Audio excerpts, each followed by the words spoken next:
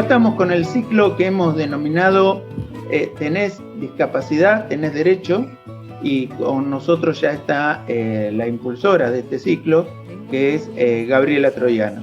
¿Cómo andás, Gabriela? ¿Qué tal? Bien, muy bien. Una alegría volver a compartir este espacio en Radio Universidad y en el tiempo compartido. No, el gusto es nuestro. Como ustedes saben, este ciclo lo hemos desarrollado un poco para profundizar y dar a conocer los distintos artículos de la Convención Internacional de las Personas con Discapacidad. Pero sé que aprovechando estos tiempos que estamos viviendo, vamos a hacer alguna mención, porque está dentro de la Convención Internacional, sobre alguna cuestión que quedó ahí medio sin resolver respecto al censo 2022 que ya está desarrollándose virtualmente. Así que, Gaby, te doy la palabra. Sí, con respecto al censo, algo bastante puntual y muy importante. Siempre la Convención sobre los Derechos de las Personas con Discapacidad habla de la necesidad de recopilar estadísticas para poder tener una respuesta en las políticas públicas coherentes a las necesidades en cada región. Y bueno, nos enfrentamos con una dificultad fundamentalmente los que tenemos discapacidad visual, que es la falta de accesibilidad del formulario que se generó para aquellos que quieren completar el censo en forma virtual.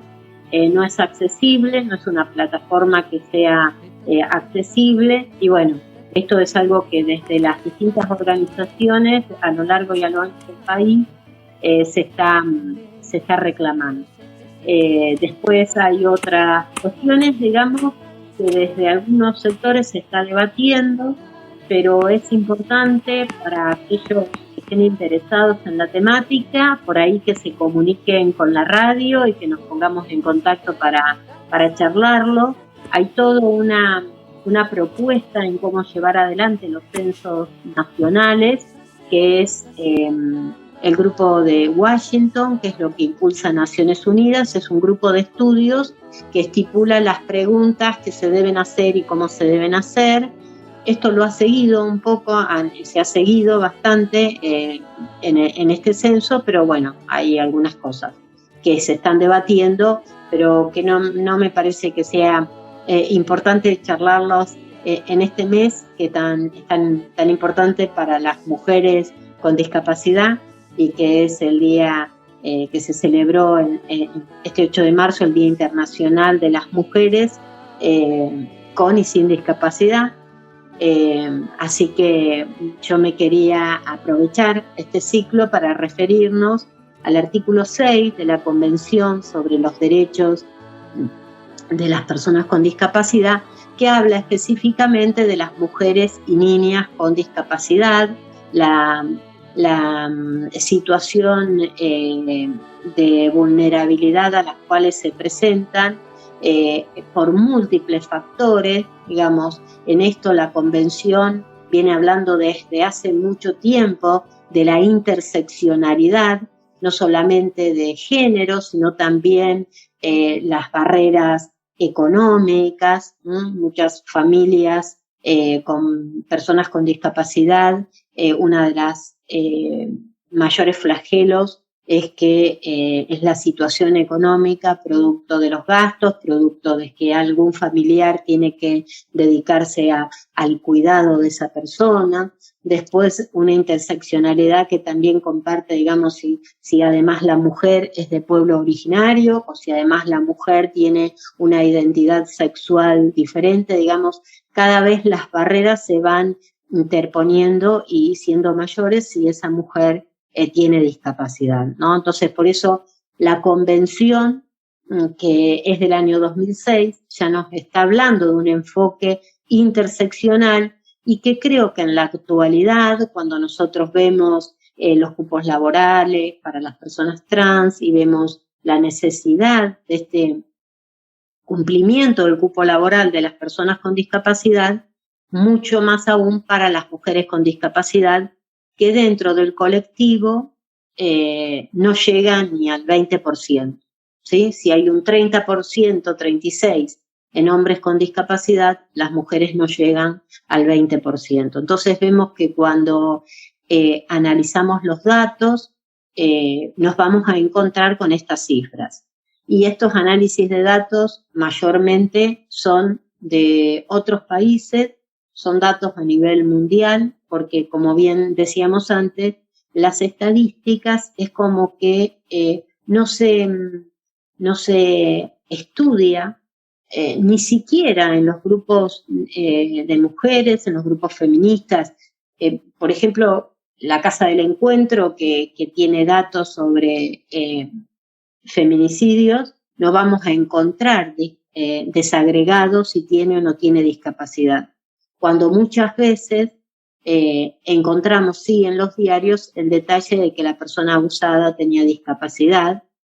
Si analizamos, si nos vamos a las páginas de Naciones Unidas, nos vamos a encontrar que en los abusos sexuales a mujeres, el 60% de las mujeres esas tienen discapacidad.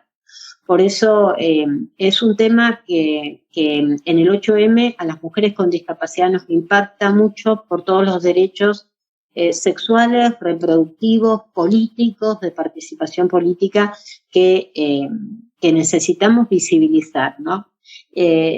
Y bueno, traer a este espacio una alegría muy grande del colectivo de mujeres con discapacidad, que fue la sanción de la ley que modifica el artículo 3 de la ley 26.130, en donde se prohíbe la esterilización forzada en mujeres y personas con discapacidad, sin el consentimiento, ¿no? Ya en algún momento vamos a abordar el artículo 12 de la Convención, donde se habla de la capacidad jurídica de las personas con discapacidad, pero este artículo 3 tiene que ver con eso, con garantizarle a la persona con discapacidad esa capacidad jurídica, ese poder de decidir acerca de su sexualidad, acerca de si quiere formar o no una familia, acerca si quiere maternar o si decide abortar, digamos que justamente el poder de decisión esté en la persona con discapacidad. Si la persona con discapacidad para tomar esa decisión requiere algún apoyo, que puede ser que los textos que le den sean en lenguaje sencillo o en lectura fácil, o macrotipos o braille, digamos, o en lengua de señas, para que la persona que está recibiendo esa información pueda interpretarlo, tiene que ser, digamos, de esa manera. Pero bueno, esto es un avance muy importante, falta la reglamentación, pero fue el producto de mucho tiempo de trabajar por esto, y fue producto de que tanto la Organización Nacional REDI, la Red por los Derechos de las Personas con Discapacidad, y FUSA, hicieron una propuesta a Naciones Unidas, fue aceptado, esto fue lo que se conoce como desear, derechos sexuales y reproductivos, que tiene que ver también con el que las mujeres y las personas con discapacidad también tenemos derecho a desear, ¿no? Como que la sexualidad también es parte nuestra, y que se nos deje de considerar como aniñados o asexuados. Esto es lo que también establece, digamos, el artículo 6 de la Convención. Y además mencionar que producto de algunas interpretaciones que se habían dado de ese artículo 6, Naciones Unidas hace la observación general número 3, en donde establece y hace una aclaración tácita de todos los derechos, tomando como base el Comité CEDAW, Beijing, el Comité Beijing, hay, digamos, todos los derechos de las mujeres en general y discriminación, digamos, por discapacidad, para no excluirlas y que el movimiento de mujeres no sea el mismo que excluya a las mujeres con discapacidad. Así que bueno, en este 8M estuvimos presentes en la marcha en Capital Federal, en el escenario, tuvimos la posibilidad de manifestar nuestras necesidades y manifestar también esto que planteamos hoy acá. ¿Me permitís, Gabriela? Si me permitís, para todos los oyentes, Gabriela, en su larga trayectoria en defensa y compromiso por los derechos de las personas con discapacidad, tuvo una labor muy importante, ya que lo menciona, por eso la satisfacción de estos hechos concretos, de conquistar derechos para las personas con discapacidad, tuvo un rol muy importante cuando fue diputada nacional y presidió la Comisión de Discapacidad, donde se empezaron a abordar con profundidad y no se abandonó esa lucha, esos proyectos, esos reclamos, para que se conquisten estos derechos. Por eso te quería decir un poco, Gabriela, en el torno de la gran cantidad de trabajo y proyectos realizados, ¿cuáles son los derechos próximos que hay que luchar para conquistar y que las personas con discapacidad, mujeres, lo puedan tener como propios? Bueno, justamente creo que son los derechos sexuales y reproductivos son fundamentales, el derecho a maternar, en un año donde se está debatiendo la ley de cuidados, las mujeres con discapacidad y las personas con discapacidad estamos trabajando por la autonomía y la independencia, que ya lo hemos abordado. Para la mujer esta autonomía pasa también, digamos, por decidir acerca de su cuerpo, por poder acceder a un trabajo, así que justamente si hay grandes desafíos es en este sentido, lograr la independencia y la autonomía, el poder decidir sobre nuestro cuerpo, sobre nuestra vida, sobre si queremos vivir solos o no. Esto es esencial. Y seguir difundiendo los derechos de las mujeres, niñas y jóvenes con discapacidad. Esto es esencial. Yo acá te mostraba antes este libro. Sexualidad y autonomía de las mujeres con discapacidad. Desear es mi derecho. Así es. Este libro está publicado en la página de Ready y de FUSA. Es la conclusión de 3 años del Desear, de este proyecto de Naciones Unidas, que culminó... Para el oyente, decir cómo se escribe Ready y cómo se escribe FUSA, así lo pueden googlear. R-E-D-I, todo en mayúscula, tiene la imagen en blanco y negro con una silla de ruedas, y FUSA también, todo con mayúscula, F-U-S-A. Perfecto. Para la sanción de la ley, estas dos organizaciones se confluyeron en una coalición mucho más grande, donde participaron organizaciones de derechos humanos y también participó ELA, participó CLADEM, FAME,